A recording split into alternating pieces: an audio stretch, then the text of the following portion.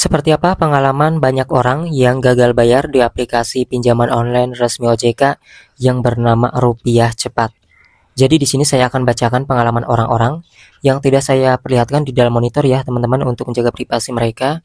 Setidaknya ini bisa memberikan informasi kepada kalian apakah DC Rupiah Cepat ini ada yang datang ke rumah, dan bagaimana apakah si Rupiah Cepat ini bisa nelpon ke kontak darurat atau seperti apa.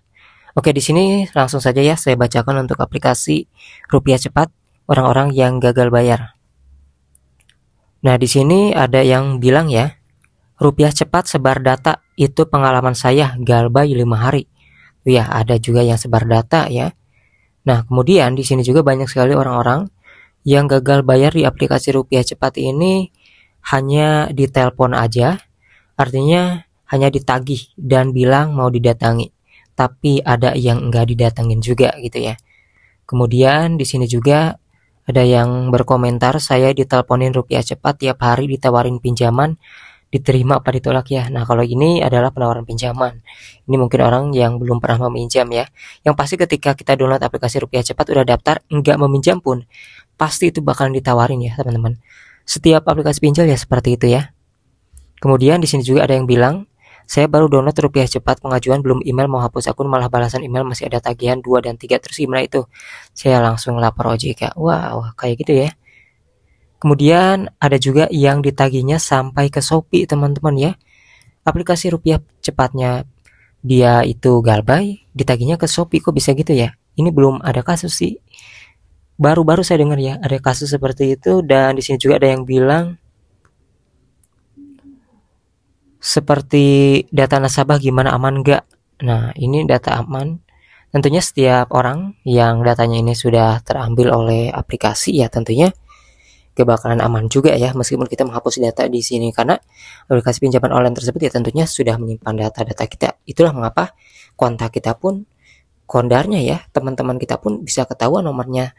Yang sering nelpon sama kita, teman siapa aja itu ketahuan teman-teman. Biasanya yang dihubungi adalah orang-orang yang sering berhubungan lewat telepon dengan kita, kayak gitu. Nah, namun intinya kesimpulannya ada aplikasi Rupiah Cepat ini pernah melakukan sebar data, kayak gitu ya. Ini tergantung dari DC yang menagihnya sih. Ada yang sebar data, ada yang enggak. Nah, untuk DC lapangannya dikabarkan masih random ya untuk Jabodetabek, apalagi di luar daerah. Yang pasti tentunya yang galbay di aplikasi Rupiah Cepat ini kebanyakan tidak terlalu besar ya nominal-nominalnya, sehingga masih dipilih-pilih. Kalau misalnya kalian disebar kontaknya ya, ataupun misalnya kalian ditagih dengan data kalian disebar, itu harus disimpan bukti-buktinya, lapor ke OJK.